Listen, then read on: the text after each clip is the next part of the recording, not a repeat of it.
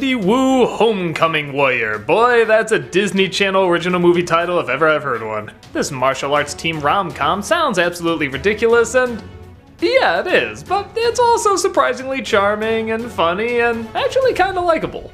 Don't get me wrong, it's got some bad moments. Yeah, some laughably bad moments, but we'll get to them in a bit. A teenage monk is sent from his home to look for a reincarnated warrior.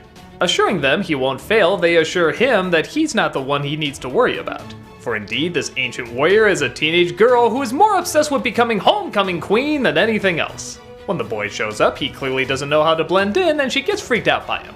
But when an evil master overlord something or other starts taking over people's bodies and starts using martial arts on everybody, she finally starts to listen to the boy and he convinces her that she's the only hope.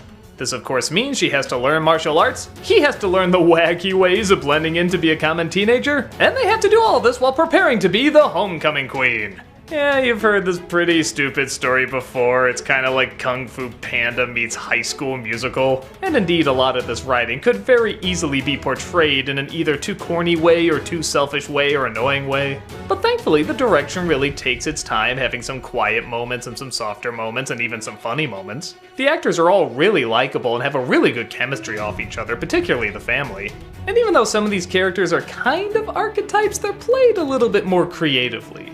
The jerky kids in this, for example, aren't just there to be the jerky kids. They're legitimately kind of funny and goofy, and I laugh at them every once in a while. I especially like this one girl who also wants to be homecoming queen, but she doesn't do the typical Disney bully thing where she calls her names or anything. It's all kind of these passive-aggressive compliments that are actually pretty funny. Wendy Wu herself is actually kind of a selfish character, but again, she plays it with enough charm and relatability that you're still for the most part on her side, and you laugh at her antics. The one point where it does start to get a little much though is the climax. First of all, there's a really dumb decision made by the main character, and after all that we've been watching her do and learn and stuff, you just don't buy it. They're always teaching her about her destiny and kind of this end of the world stuff, and when you see the choice she makes at first, it's really not believable. But thankfully it doesn't take long and we get to our big climax, and while the martial arts is pretty cool in it, there's a lot of silly stuff. For example, the monster possesses this girl and she has the deep monster voice, and a lot of times this thing is actually kind of intimidating because he goes from body to body and it's kind of like It Follows. It's kind of creepy the way that he or she or whoever it is kind of following her. But then when you hear this girl talk with this deep menacing voice, it's just kind of ridiculous.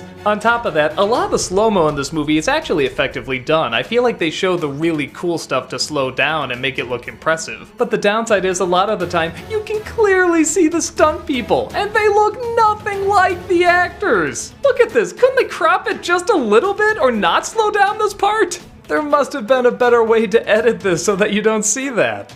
Any other problems I have are kind of nitpicks. For example, there's a scene where the boy offers them these little pies and the father doesn't want to eat them, and we find out later it's because he feels like he's a little homesick and he realizes he should think more about his Chinese culture, and the wife agrees, and it kind of doesn't go anywhere. Admittedly, it's a nice scene because these actors do it so well, but from a writing standpoint, it doesn't really lead to much.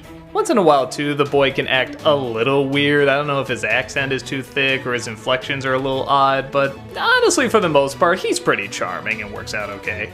And like I said, this movie does surprisingly have a lot of charm. I like the creativity around a lot of these scenarios. For example, the first big martial arts fight is actually done in silence because they don't want to wake the girl up. Admittedly, the boy should want to wake the girl up so that she can run away, but this is still pretty funny. So yeah, this isn't anything great, but for a little movie with some martial arts and a couple of jokes and likable people, I think it's totally fine. It's a very by-the-book story, but as these by-the-book stories go, I found myself legitimately enjoying it, and I think a lot of kids and even grown-ups will too. It's silly, sure, but it's an enjoyable, even kind of impressive silly. Like I said, the martial arts, it's pretty well done, especially for a Disney Channel movie, and I really like watching these characters. Take a look and get a kick out of it yourself.